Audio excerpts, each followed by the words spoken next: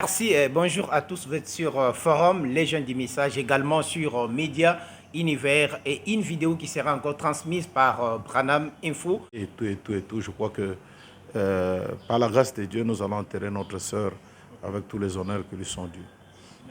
Merci révérend. On ne peut pas c'est manquer de vous poser cette question parce qu'on ne sait pas quand on va encore retrouver les Papa Life. Vous aviez organisé Todaraba première édition à Kinshasa, récite. Vous organisez à Pointe-Noire. Moi, je disais au frère Cédric, mais il fallait nous là parce que Pointe-Noire, c'était un terrain très compliqué. Dieu fait grâce, nous étions là, les mondes, l'organisation, la manière dont les choses se sont faites. Ça, je dois sincèrement dire, parmi toutes les manifestations religieuses, c'est la seule qui a été précise. On n'a pas connu de retard. Tout était à ordre 14 heures déjà. Il y avait des foules, ainsi de suite. Révérend Life, mais ce n'est pas les secrets. C'est pour cela qu'on vous taxe même de magicien ou quoi. Il y a même des Chinois qui ont accepté. Mais des Chinois, qui ont moi, j'ai pris les Chinois. Il y a un frère qui me disait, vous mentez. Je lui ai envoyé la vidéo. Il a dit, maintenant j'accepte. Voilà. Les Chinois qui étaient venus, les Pomba, moi je... pris encore un Pomba qui avait le Deluxe, qui me disait qu'il va couper ses cheveux. Il refuse d'être encore star. On a publié ça, pièce contre pièce. Voilà, vous comprenez. Et ça y est, là, celui qui doute, il peut m'appeler, je vais lui envoyer la vidéo du Chinois, parce que j'ai posé des questions au Chinois, qui m'a dit qu'il restait quelque part là-bas, très loin. Mais quand il a entendu, il est venu, il a pris goût. Mais non, est-ce que Todaraba 3, parce que Lubumbashi regarde, hein? Ce n'est pas ça. Oui, avant d'abord d'arriver là-bas. Soyez un peu porte-parole de Lubumbashi. Oui, avant d'abord d'arriver là-bas, il faut que le pasteur nous donne d'abord. J'ai toujours posé cette question, on a toujours répondu, mais je le pose encore. Le secret, c'est quoi? Parce qu'à Kinshasa, ça a été dit que ça n'allait pas réussir. Et nous avons vu, il y a des images, on ne peut même pas en parler. C'était une réussite totale. Et à Pointe-Noire, c'était aussi une réussite totale. Todarabadé, et là où ça a été accompagné avec une grande campagne d'évangélisation.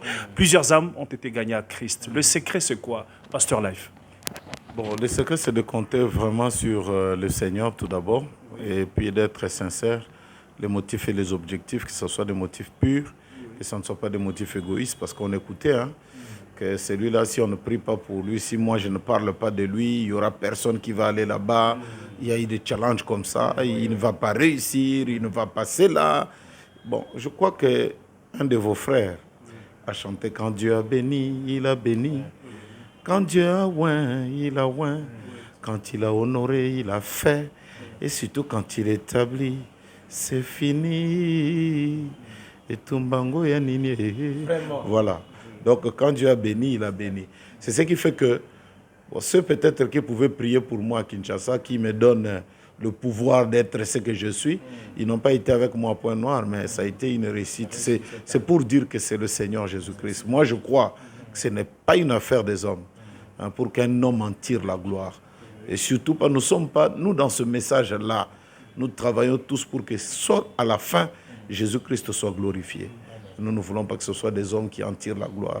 Peut-être qu'un frère a prié pour moi, ou comment, peut-être, bon, je ne sais pas trop, mais nous donnons l'honneur, la gloire au Seigneur Jésus-Christ. Ce qui a été fait, a été fait.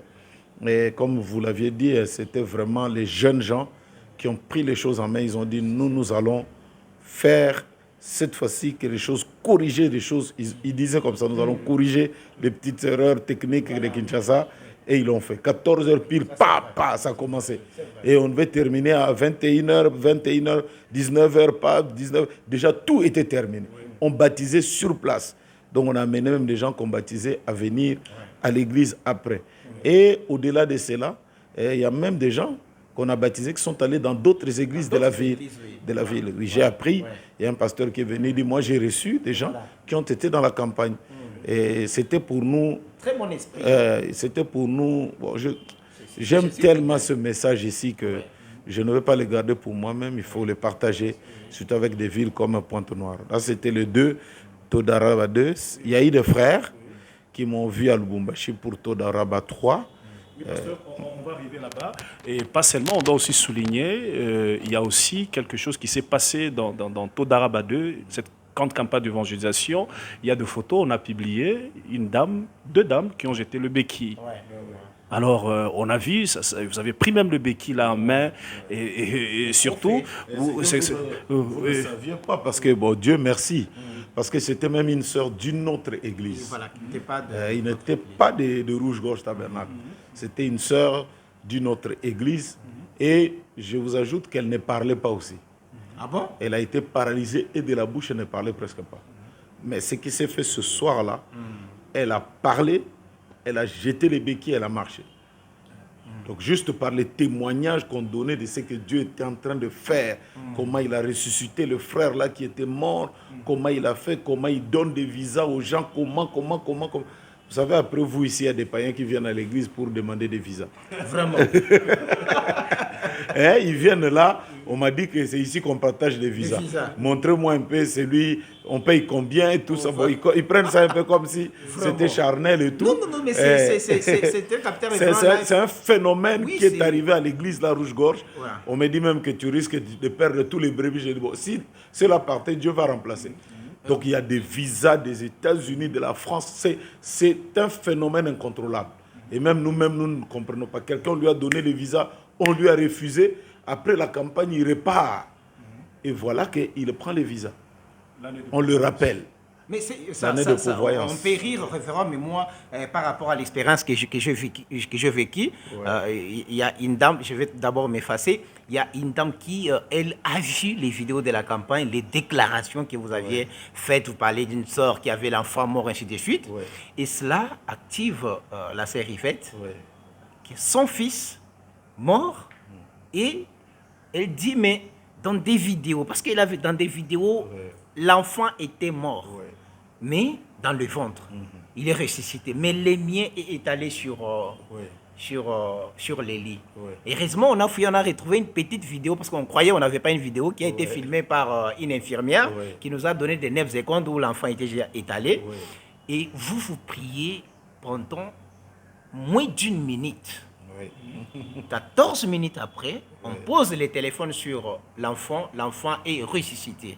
Là, c'est encore les fruits des Todaraba, parce que ce sont les témoignages que la sœur a vécu, bien que son mari est déjà terrassé, mais pour la sœur, l'enfant qui est dans le ventre est ressuscité, mais le mien qui est allé, ça, révérend, ça c'est extraordinaire. Mais on va aller aussi, il y a un côté, nous sommes des hommes des médias, on a révélé quand même, beaucoup d'argent ont été investis dans cette histoire-là, bien que Pasteur Life ne veut jamais communiquer sur l'argent. Pourquoi pas envoyer les moyens aux hommes de Dieu comme Papa Life et organiser ce genre d'histoire, parce que ça a tellement donné la foi, ça console tellement qu'on est capable de déplacer même les mondes.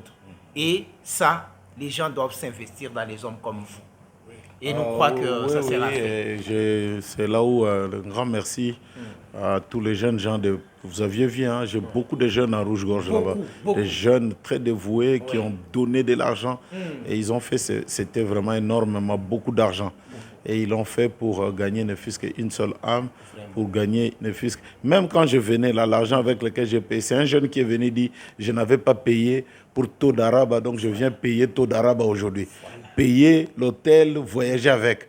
Donc j'ai dit, bon, merci Seigneur. Papa, c'est que, bon, nous ne sommes pas trop dans les m'as-tu-vu, hein, parce que si on était ça là, on allait vous amener des vidéos. Ce qui se passe actuellement, même après ça, il y a des choses terribles. Les dimanches passés là, il y a des gens paralysés, des paralytiques. Les dimanches là, donc sur place là, on voyait comment Dieu opérait le miracle. Quelqu'un qui était bloqué du dos, comment du coup ça s'est décanté là. Et on a donné les témoignages, c'était terrible. Un païen est venu avec des chaînettes et tout, il dit, moi, je venais ici, je n'aime pas votre église. Et puis je n'aime pas le message. Mais quand j'ai écouté la déclaration de la fin, on dit que les anges sont descendus et se sont fondus dans un homme. Il dit, alors quelque chose est sorti de moi. Ça fait tout sur place. Il dit, moi, je reste ici. Je reste ici. Donc il y a eu des témoignages, bon, mais je ne suis pas trop Ça l'a... C'est ça aussi le problème avec Papa Life, parce que même pour les investigations sur le dépense, on a fait en tant que média, mais même votre secrétaire ne pouvait rien nous livrer, mais parce qu'on est vraiment de véritables enquêteurs, on a trouvé que... Mais que Dieu vous bénisse, révérend, mais Frère Cédric a parlé ici d'une question très importante. On peut déjà dire aux gens de Lubumbashi d'aménager les terrains pour Todaraba 3. De Todaraba 3, parce qu'on est dans Todaraba 1, Todaraba 2, maintenant Todaraba 3. Ça sera au Pasteur Life, parce que Lubumbashi réclame déjà. Oui, à Lubumbashi. Il y a le frère Théo qui était venu me voir. Théo, mon frère, vraiment, ce sont des hommes d'affaires. Ils ont un groupe de gens.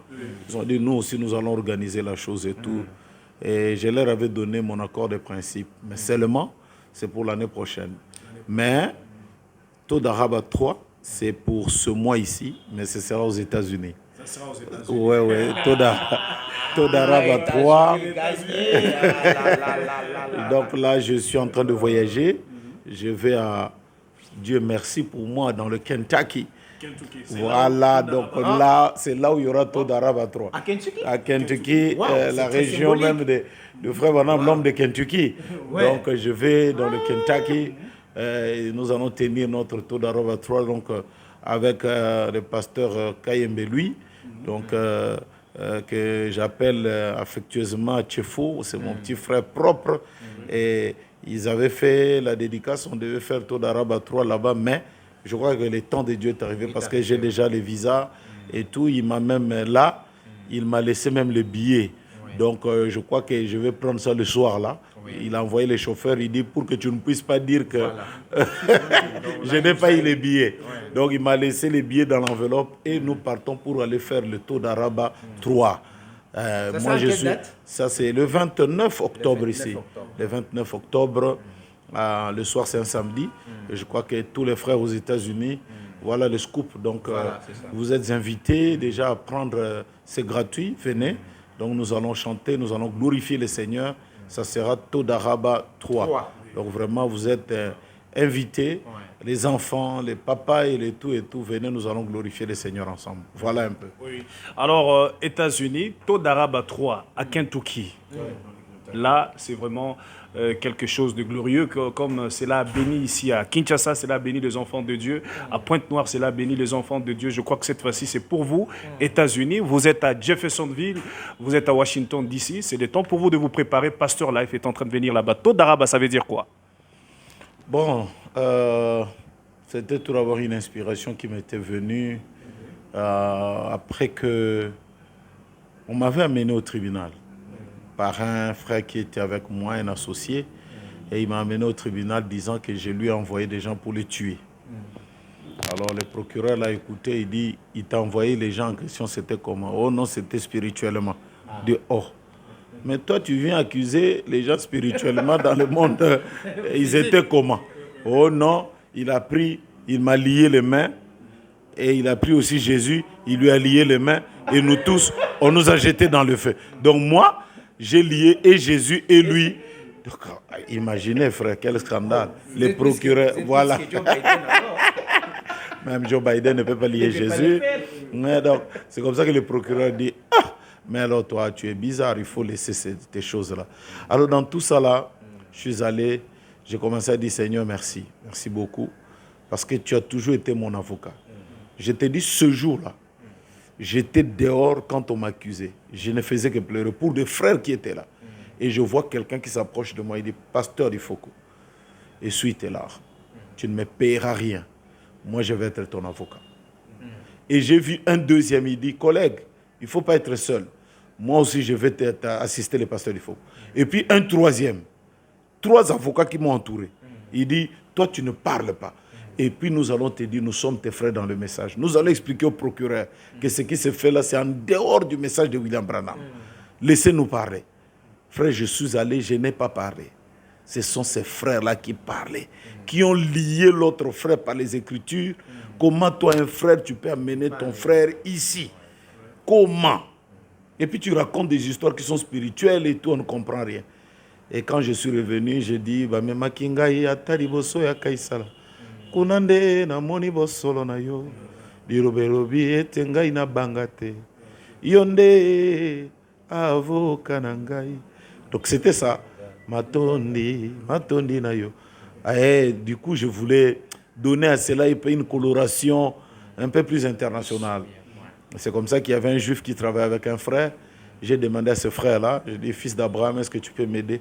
Traduisez-moi un peu les psaumes. J'ai été dans les problèmes, j'ai vu l'Éternel venir et m'en délivrer. C'est comme ça qu'il m'a donné la traduction. Toda Rabba en hébreu qui veut dire merci beaucoup. Merci beaucoup. Toda le Yehoshua, donc merci Seigneur. Toda le Chaim, merci pour la vie. Donc il y avait des choses comme ça. Et puis après, j'ai chanté, et puis j'ai chanté aussi en hébreu. Et c'est parti comme ça. Ce mot-là, juste en hébreu, a été vraiment partout.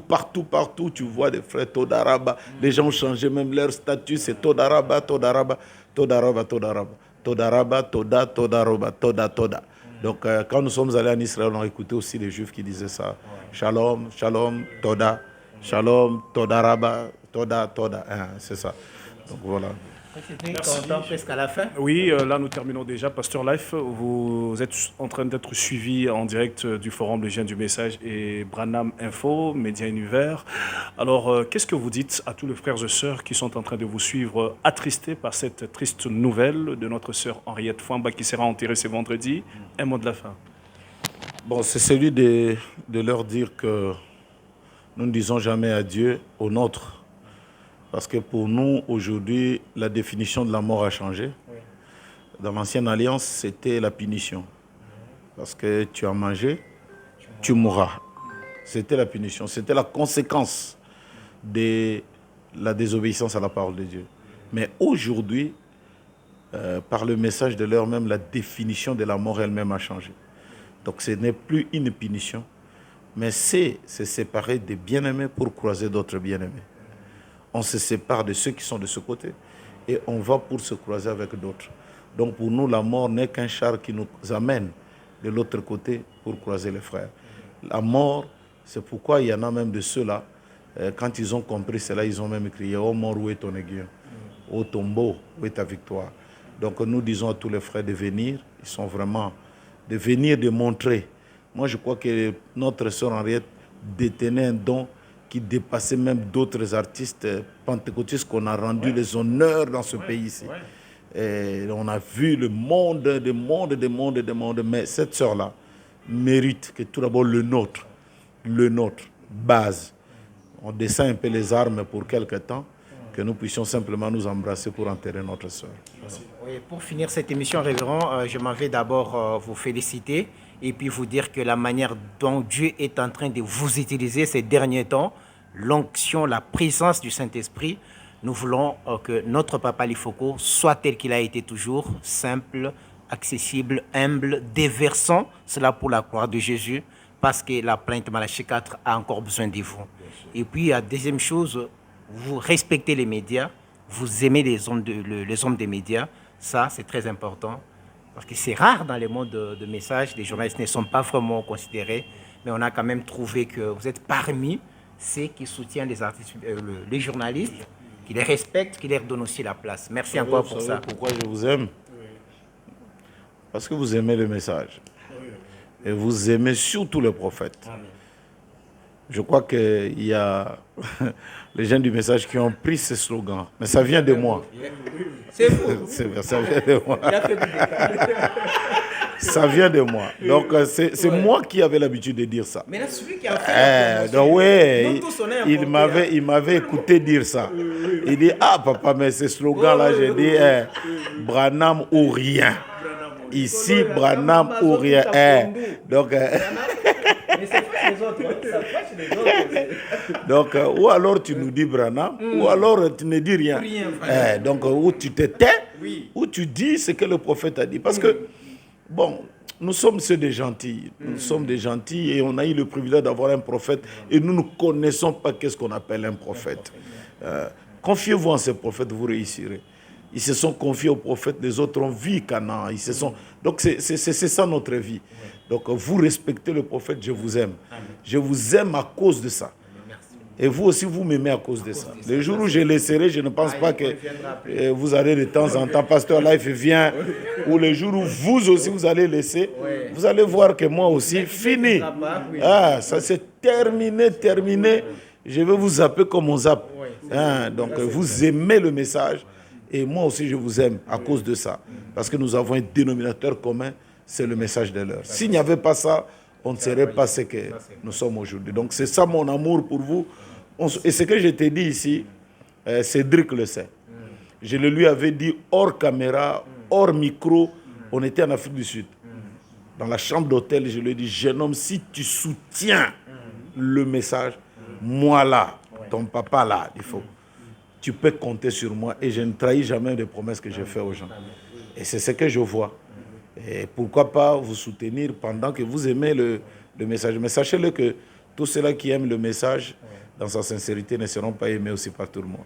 Et moi, vous m'aviez dit, comme vous êtes rabaissé, Dieu vous a déjà élevé. Yes. Je suis en train de vous dans cette élévation. Mais Cédric, clôturer l'émission. Merci beaucoup. Alors, vous étiez nombreux en train de nous suivre et restez toujours branchés dans votre forum Le Gène du Message. Et Branham Info, à la présentation, votre frère Cédric Loukoussa, en partenariat avec frère Jean-Claude Chimbombo. Que le Seigneur vous bénisse. Bye bye.